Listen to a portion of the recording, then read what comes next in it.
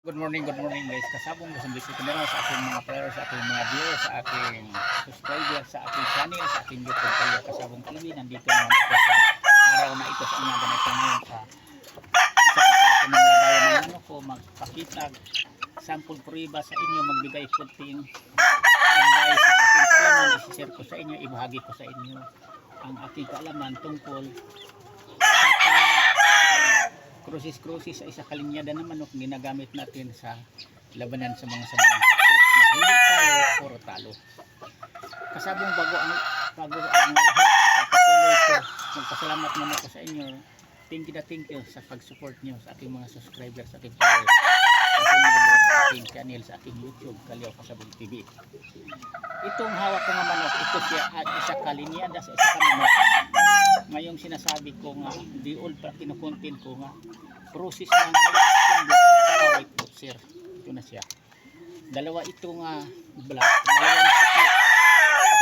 Ito ang linyada nga kinukuha ko na, maikwento ko na sa unang mga videos ko nga, kinukuha ko sa kaibigan ko, naglalaban mismo sa derby. Labanan sa manok. Kasi di naman ako kumukuha talaga kung hindi ko kilala na lumalaban sa derby, di naman ko kumukuha sa aking mga babaeng na manok. Doon ako kumukuha, napakrusis ko sa mga kilalang magsasabong na umiintri mismo ng derby. Nakita ko mismo ang mga kulay na ginagamit niya nga yan ang pinagsa-champion niya, lamang siya sa panalo kaysa talo. Dito sa usapin dito sinabi nga linyada nga winning line, kasi ito winning line talaga ito sa kanya. Pinagsa-champion niya itong mga black niya at saka white boxer niya. Masasabi ko lang sa inyo kasi daming magsabi, daming mahabang usapan at sinasabing usapan natin winning line. Kasi sigurado wala naman sigurong kung sa bungiro na nagdi-breed, di naman nagdi-breed tayo kung hindi nagkamalo din na linyada ang pinakuha natin. Maliban lang yan sa palahid lang ng manok nga pangbinta-binta lang negosyo. Pero dito sa atin na nagbibreed tayo, nagbibinta, katulad ko nagbibinta ako, naglaban ng manok, nag-entry ako sa mga sabungan, hindi ko pwede na ibibreed ko nga hindi linyada din manalo. Karamihan sa atin na mahilig sa industry sa sabong, mga maglalaro tayong magmamanok, pinipili natin ay sa kalinyada. Pero pag sinasabi kasi nga winning line, iba-iba ang ibig sabihin yan. Kasi hindi naman ako lang magpapaliwanag lang sa mga baguhan pa lang. Kahit kaano winning line sa isa kamanok natin, kumusugal, mahiwaga.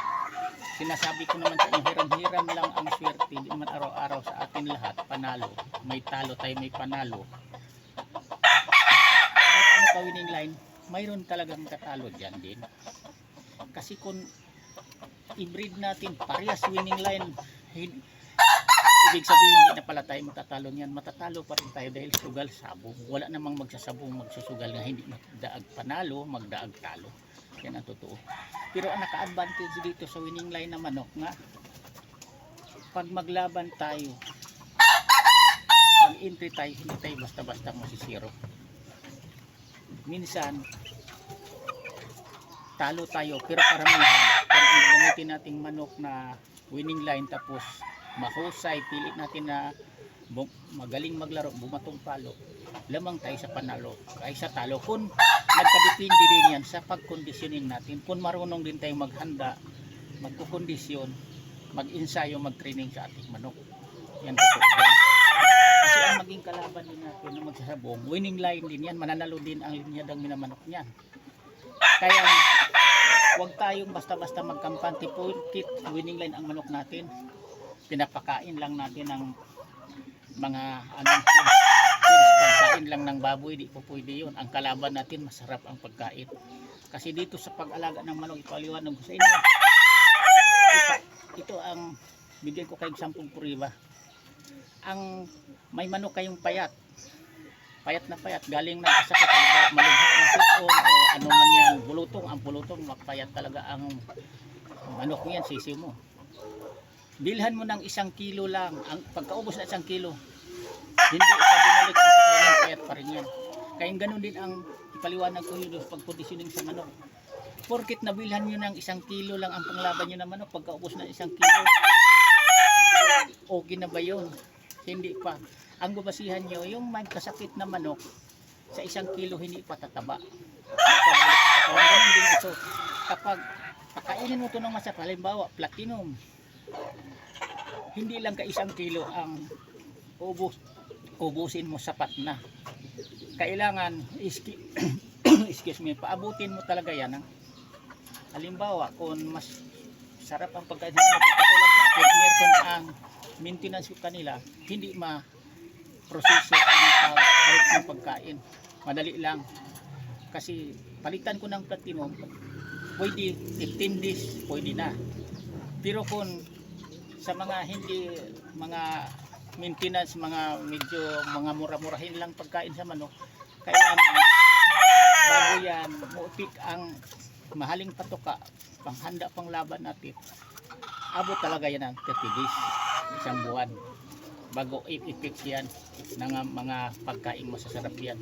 Yan ang totoo.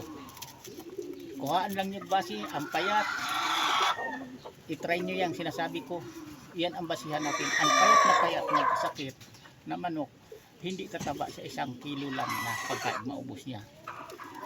Halimbawa, nakaubos ng 3 kilo yan, 4 na kilo bago bumalik ang pangatawan niya yan. O, yan totoo. Ganon din ang panglaban natin na manok. Kung nagsimula siya sa mumurahin lang na pagkain, mini-maintenance mo, kailangan paabutin din natin ng 15 days o kaya pinaka maganda talaga 30 days, 1 buwan bago natin i-fight, ilalaban. Kasi yan ang epektibo na talaga, nasa katawan niya na ang lahat ng vitamins, vitamina na pangailangan sa katawan niya bago natin isabak sa labanan. Yan totoo. Kasi dito tinuturo ko sa inyo, nibahagi ko ang aking kaalaman sa pag-alagang manok. Kasi dito na tayo, porkit magaling tayo mag-alagang manok, puro tayo panalo. Kahit winning line na manok natin, huwag nating i-kondisyon ng gusto, huwag nating ihanda, huwag nating gagastos, tipirin natin dahil winning line naman yan, huwag nating tipirin kahit winning line yan. Dahil kalaban mo din yan, mananalo winning line, hindi rin magmamanok ang kapwa sa bungiro mong kalaban mo kung hindi maganda, masarap ang pagkain yan, sakto sa kondisyon, at saka winning line din yan. Yan ito. Hanggang dito muna kakasabong, sana mayroon kayong mapulot matutunan sa umaga na ito ngayon sa aking i-upload sa aking mga content sa aking channel, sa aking YouTube channel. Thank you sa inyong lahat sa pag-support. Bukas naman uli, ibang topic naman ang ipapagawa ng sa inyo. Maraming salamat. Bukas uli, bye-bye.